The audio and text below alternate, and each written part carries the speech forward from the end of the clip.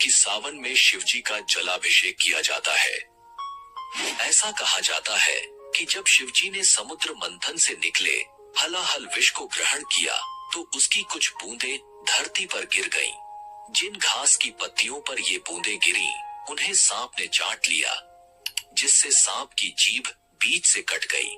वहीं कुछ विष की बूंदों को बिच्छुओं और अन्य विषैले जीवों ने भी ग्रहण कर लिया। इसी कारण ये जीव जहरीले हो गए। इसके बाद कामधेनु, कल्पवृक्ष, कौस्तुभमणि, उच्चैश्रवा अश्व, ऐरावत गज, रंभा अप्सरा, सुरा, लक्ष्मी, चंद्रमा, शार्गंधनुष, भगवान धन्वंतरी, पांचजन्य शंख और अमृत कुंभ निकला, जिसे विश्व मोहिनी बने भगवान विष्णु ने देवताओं को पिला दिया। इसकी बूंदे हरिद्वार की गंगा नदी, प्रयागराज के त्रिवेणी संगम, गंगा, यमुना और सरस्वती, उज्जैन की क्षिप्रा नदी और नासिक की गोदावरी नदी में गिरी। जहां अमृत की बूंदें गिरी वहां कुंभ मेले का आयोजन शुरू हुआ। प्रयागराज में जहां महाकुंभ का आयोजन होता है वहां गंगा और यमुना का संगम तो साफ देखा जा सकता है, लेकिन सरस्वती नदी दिखाई नहीं देती। फिर भी इसे त्रिवेणी संगम कहा जाता है। अब सवाल यह उठता है कि सरस्वती नदी अदृश्य क्यों हो गई?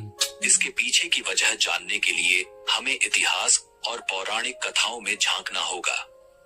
महाभारत के शल्य पर्व में सरस्वती नाम से 7 नदियों का उल्लेख मिलता है।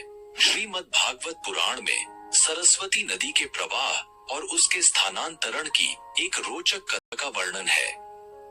पुराणों के अनुसार प्राचीन काल में सरस्वती नदी स्वर्ण भूमि में बहा करती थी। कालांतर में इस भूमि का नाम स्वर्ण राष्ट्र हो गया और धीरे धीरे यह 100 राष्ट्र कहलाने लगा। उस समय 100 राष्ट्र का क्षेत्र प्राचीन मारवाड़ तक फैला हुआ था और सरस्वती नदी इसी भूमि से प्रवाहित होती थी। यहाँ नित्य सरस्वती की पूजा और अर्चना होती थी। लेकिन समय के साथ इस प्रदेश के लोग यवनों के संपर्क में आ गए और उनके आचार विचार को अपनाने लगे। इससे दुखी होकर सरस्वती ने ब्रह्मा जी से अनुमति मांगी और मारवाड़ एवं 100 राष्ट्र छोड़कर प्रयाग में आकर वास करने लगी।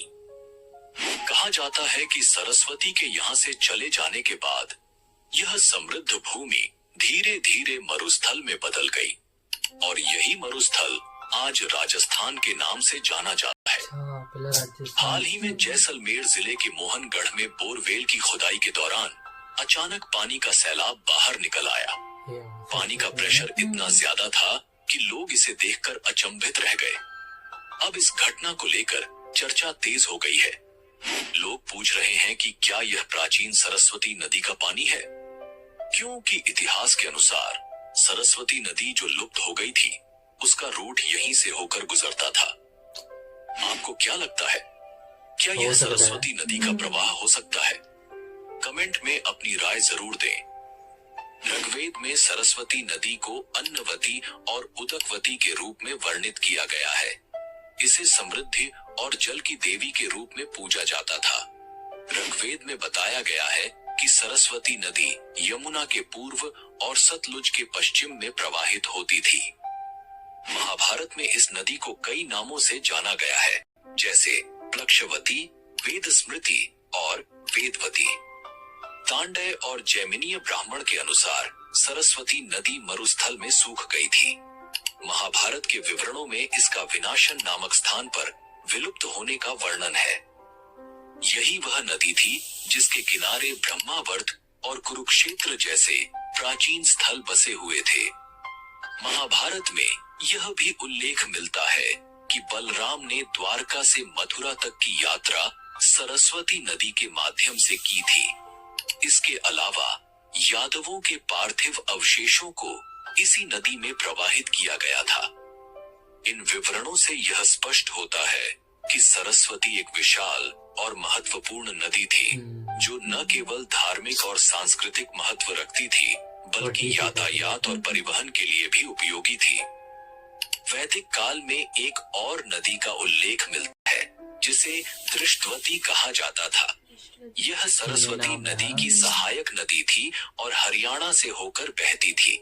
समय के साथ जब भीषण भूकंप आए और हरियाणा तथा राजस्थान की धरती के नीचे से पहाड़ ऊपर उठे, तो नदियों का बहाव बदल गया। दृशद्वती नदी ने अपनी दिशा बदल ली और आज इसे यमुना नदी के नाम से जाना जाता है।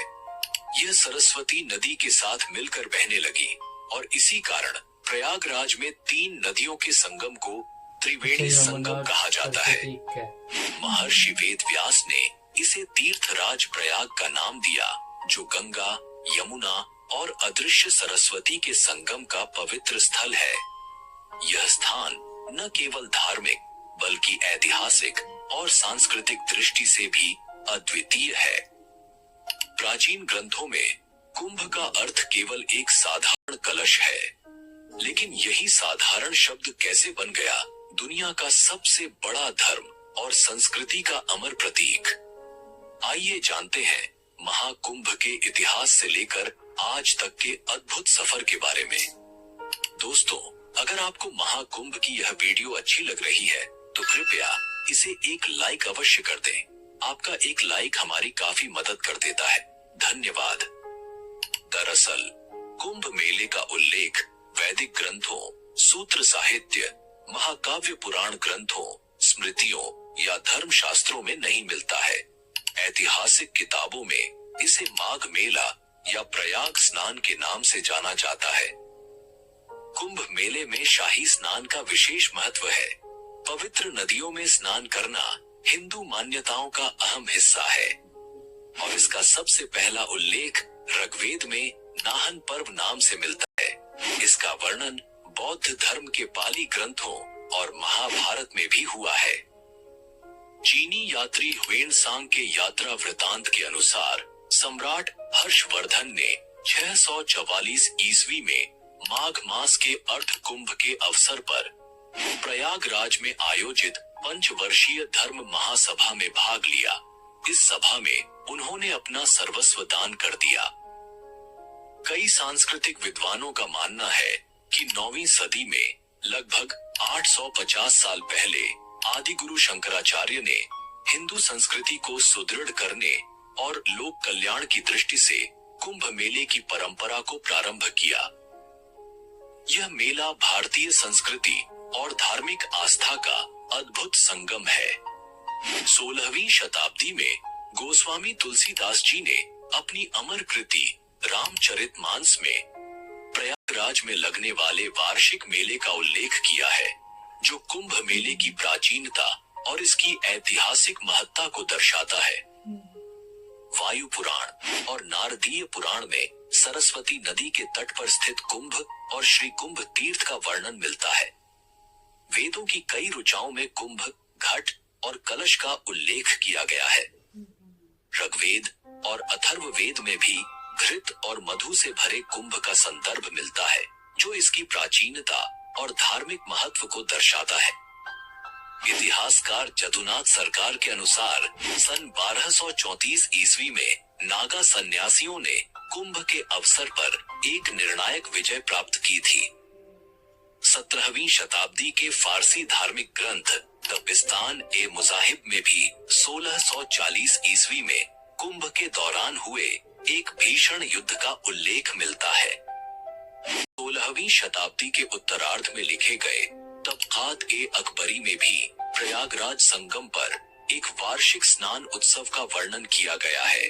इसमें लिखा गया है कि देश के सभी हिस्सों से हिंदुओं के विभिन्न वर्ग स्नान करने के लिए आते हैं, इतनी संख्या में कि जंगल और मैदान भी उन्हें रोक नहीं पाते। यह विवरण इस बात का प्रमाण है कि कुंभ मेला सदियों से आस्था, इतिहास और भारतीय संस्कृति का एक अभिन्न हिस्सा रहा है। ऋग्वेद और अथर्ववेद में कुंभ का उल्लेख कई संदर्भों में मिलता है। कुंभ का अर्थ केवल पानी का घड़ा है, न कि एक त्योहार। उदाहरण के लिए अथर्ववेद में चतुर कुंभांश चतुर्धा ददामि और पूर्ण कुंभोद्योग काल आहितस्तम जैसे वाक्यांश विशेष यज्ञों और ईश्वरीय समय की व्याख्या करते हैं।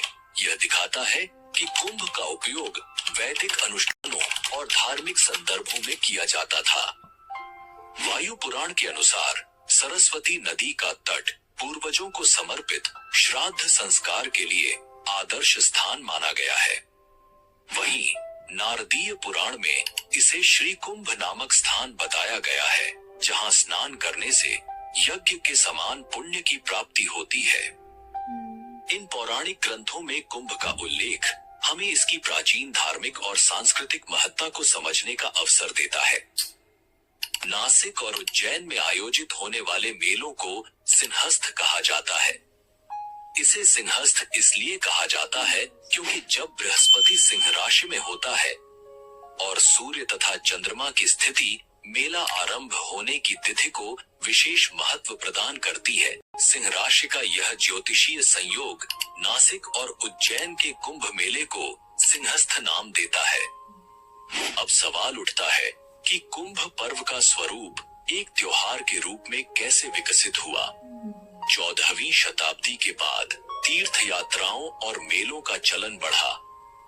यहाँ तक कि 19वीं सदी तक भी कहीं कुंभ मेलों का कोई जिक्र नहीं था।